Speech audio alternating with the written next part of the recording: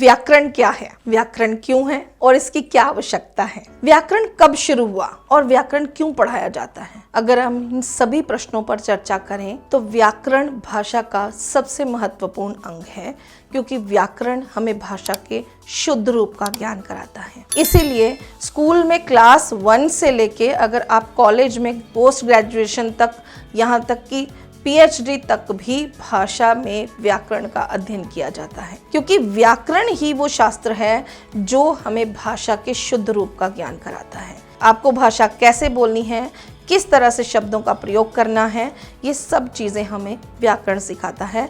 तो आज से हम ज्ञातवा में अपना क्लास 6 to 8 का यानी 6ठी से 8वीं तक के व्याकरण के सभी मुख्य बिंदुओं पर चर्चा करेंगे। और आज हम शुरू करने जा रहे हैं पहला चैप्टर, भाषा। तो भाषा क्या है, भाषा क्यों है और भाषा कब शुरू हुई और भाषाओं का विकास कैसे हुआ और दुनिया में इतनी अलग अलग तरह की भाषाएं हैं वो किस तरह से विकसित हुई। बहुत सारे प्रश्न हैं, पर हम शुरू करते हैं एक बेसिक चीज से जो मुख्यतः हमें पता होनी चाहिए।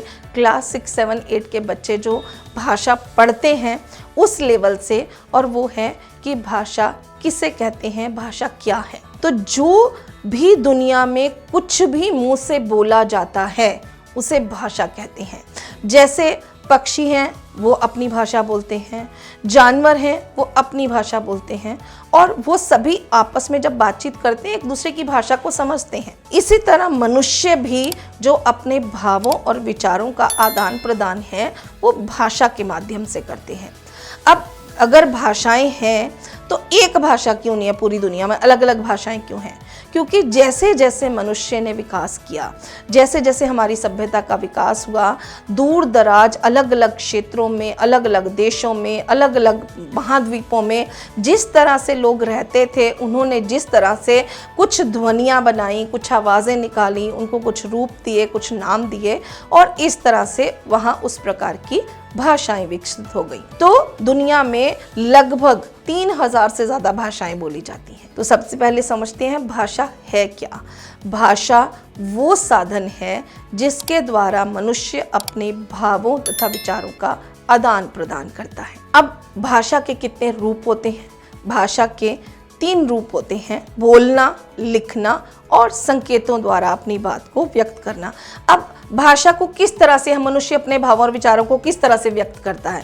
या हम बोलकर व्यक्त करते हैं, जैसे मैं बोलकर आपसे बात कर रही हूँ, या हम लिखकर व्यक्त करते हैं, या फिर हम संकेतों द्वारा व्यक्त करते हैं। पुराने टाइम में गुरुजी होते थे, आचार्य होते थे, वो बोलकर अपने शिष्यों को पढ़ाते थे, क्योंकि हमारी भारतीय संस्कृति में लिखने की बहुत ज़्यादा परंपरा नहीं थी। आजकल टीचर्स आपको जब पढ़ाते हैं वो बोलकर और लिखकर दोनों तरह से पढ़ाते हैं। आपने क्रिकेट के मैच को कभी देखा होगा कि जब एक बार अंपायर दोनों हाथ ऊपर उठा देता है तो एकदम मैदान जो है वो जोश से भर जाता है, क्योंकि लोगों को पता है कि उस संकेत का मतलब है खिलाड़ी ने छक्का या सिक्सर मार दिया। ऐसे ही जब वो एक बार उंगली ऊपर उठाता है तो पूरे मैदान में सन्नाटा छा जाता है, क्योंकि लोगों को पता होता है कि उनका प्रिय खिलाड़ी आउट हो गया। रेड लाइट होते ही सारी गाड़ियां रुक जाती हैं। तो ये है संकेतों की पावर। जब आप अपनी बात मुंह से बोलकर सबको नहीं बता सकते, बहुत सारे लोगों को आप संकेतों से बात बताते हो। तो भाषा जो है उसके 3 रूप हैं, मौखिक, लिखित और सांकेतिक। जब हम बोलकर अपनी बात को कहते हैं उसे मौखिक भाषा कहते हैं। जब हम लिखकर अपनी बात को व्यक्त करते हैं उसे भाषा का लिखित रूप कहते हैं। और जब संकेतों द्वारा अपनी बात को दूसरों तक पहुंचाते हैं उसे सांकेतिक भाषा कहते हैं। हम अपने दैनिक जीवन में ज़्यादातर मौखिक और लिखित भाषा का प्रयोग करते हैं और संकेतों का प्रयोग कम होता है, इसलिए व्याकरण में भाषा की मौखिक और लिखित रूप का अध्ययन किया जाता है, उसमें सांकेतिक भाषा को शामिल नहीं किया जाता। इसके अतिरिक्त मातृभाषा, बोली, राजभाषा, राष्ट्रभाषा, ऐसे भी भाषा के बहुत सारे रूप हैं जिन्हें समझना बहुत ही आवश्यक है। अब इसके बाद अगली चीज आती है बोली। बोली क्या है? तो भाषा का जो क्षेत्रीय रूप होता है, जो थोड़े से छोटे क्षेत्र में बोला जाता है, उसे कहते हैं बोली। बोली जो है उसका कोई व्याकरण नहीं होता है, भाषा का व्याकरण होता है। बोली में साहित्य नहीं लिखा जाता, पर भाषा में साहित्य लिखा जाता है। और एक भाषा की अनेक बोलियां हो सकती हैं, जैसे हिंदी भाषा की बोलियां हरियाणवी, भोजपुरी, अवधी, ब्रज भाषा आदि हैं। भारत एक संघ राष्ट्र है जिसमें बहुत सारी भाषाएं बोली जाती हैं। तो भारतीय संविधान में 22 भाषाओं को मान्यता दी गई है। ये हैं हिंदी, संस्कृत, उर्दू, तेलुगु, उड़िया, असमी, तमिल, मराठी, नेपाली, पंजाबी, बंगाली, गुजराती, मलयालम, कोंकणी, मणिपुरी, सिंधी, कश्मीरी, डोगरी, कन्नड़, बोडो, मैथिली और संथाली। तो ये जो 22 भाषाएं हैं, ये हमारे संविधान में मान्यता प्राप्त भाषाएं हैं, जिनका विभिन्न प्रदेशों में प्रचलन है। इनमें साहित्य रचना होती है और इसका व्याकरण भी है। अगला प्रश्न है कि जब भारत में 22 भाषाओं को मान्यता दी गई है, तो फिर भारत की कौन सी प्रमुख भाषा है या कौन सी एक राष्ट्रभाषा है? तो हिंदी भारत की सर्वाधिक बोले जाने वाली भाषा है और हिंदी को 14 सितंबर 1949 को भारत की राजभाषा घोषित किया गया। इसका अर्थ है कि राजभाषा में ही सरकार का सारा कामकाज होगा। हालांकि इसमें कुछ क्लॉज लगाए गए थे।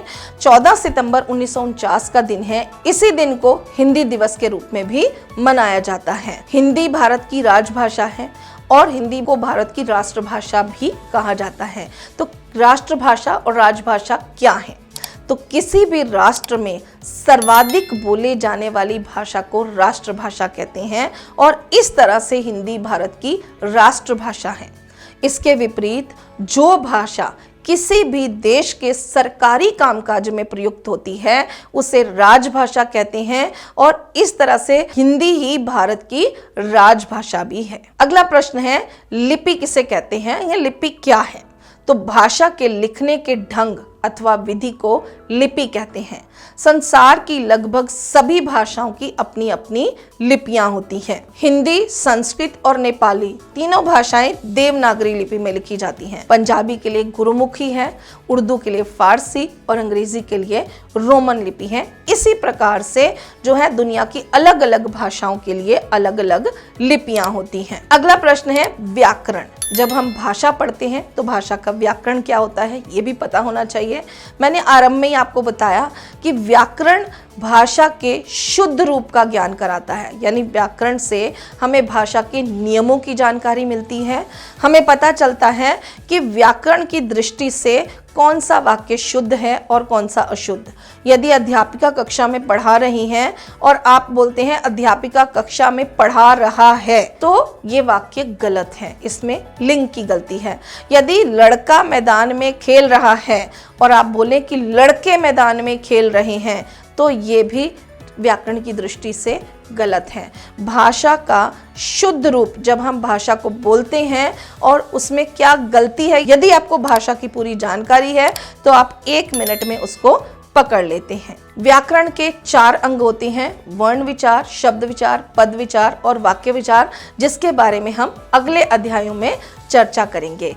कक्षा 6ठी, 7वीं और 8वीं के लिए पूरे अभ्यास के साथ एक अच्छी व्याकरण पुस्तक चाहिए तो हमारी व्याकरण ज्ञातवा व्याकरण प्रवाह इस समय ऑनलाइन सभी प्लेटफॉर्म्स पर उपलब्ध है। और यदि आपको वीडियो पसंद आया है तो आप इसे लाइक करें, सब्सक्राइब करें और अपने दोस्तों के साथ ज़रूर शेयर करें। मिलते हैं अगले चैप्टर के साथ, तब तक के लिए धन्यवाद।